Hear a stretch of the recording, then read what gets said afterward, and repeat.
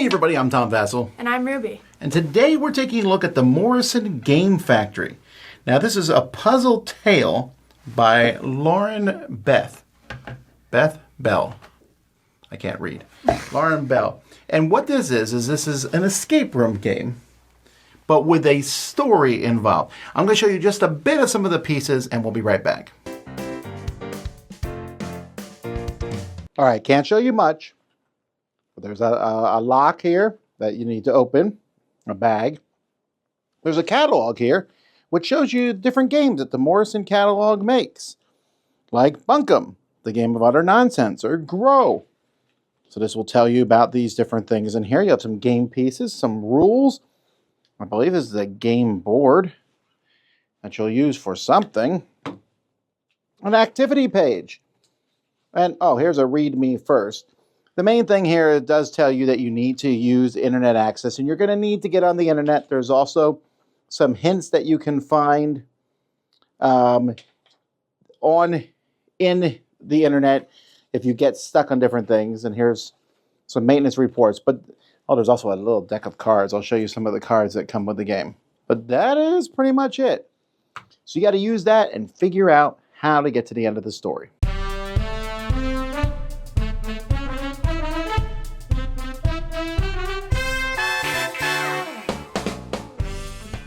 Okay, so this took us, how long do you think it took us? I don't remember. It was like 3 hours, maybe. It was us, and I think your mother helped us for part of it and jumped in and out. Half of it was spent reading. Yeah, so that's one thing about this. First of all, you need the internet. If you don't have the internet, it's not going to work.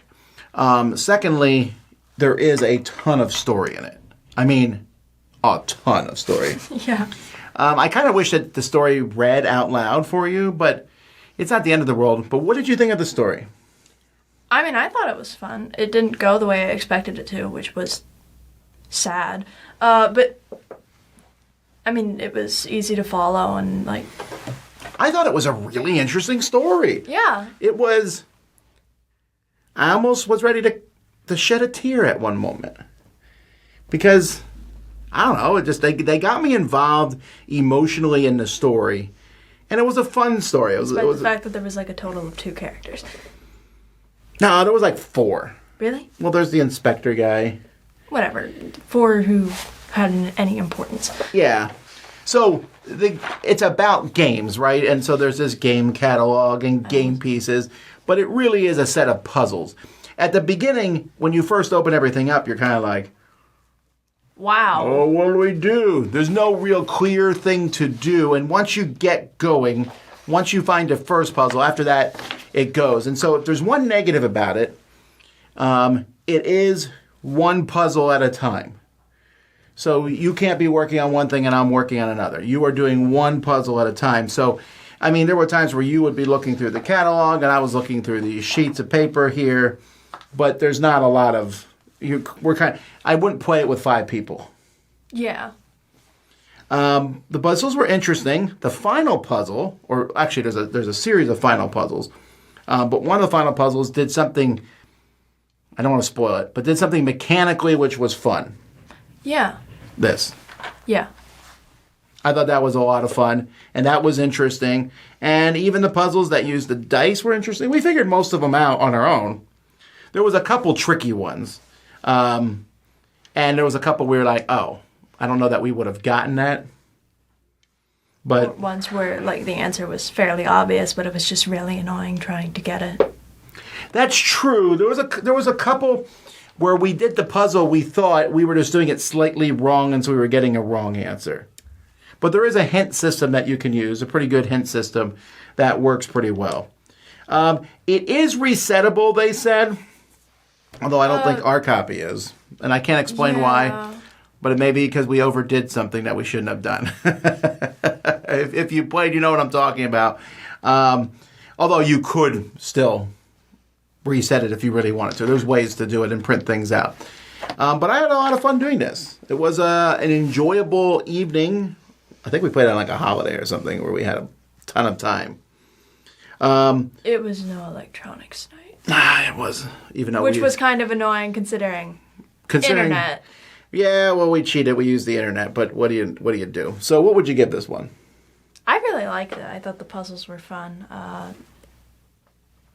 8. Yeah, I'm giving it an 8 too. I think that it's a strong engine. Oh no, you know what? I'll give it an 8.5 because I think the story was that good. This is the first I played from this company. They've made several of these games, but this one intrigued me because of the whole idea that it's a game factory and you're making game pieces, even though the games are pretty terrible. But I like that concept a lot, so I thought it was a lot of fun. And when we were done, it felt very satisfying. Like we finished the story, we finished the puzzles, and we're like, "Yay, we did it!" We did it, and we helped the hero of the story. Yeah.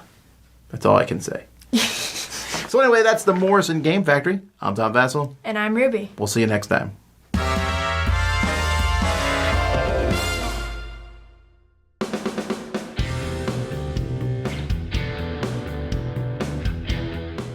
Hey everybody, thanks for watching another video from the Dice Tower. Hey, you want to learn more about us, communicate with us? We have a Facebook group, we have a Discord channel, lots of different ways to get involved with the Dice Tower. You can find that in our Linktree link below. So just click that, it will take you and you can communicate with us on Facebook, join our Facebook groups. There's lots of cool things that you can find and become part of the Dice Tower. Thanks so much for watching. I'm Tom Vassell.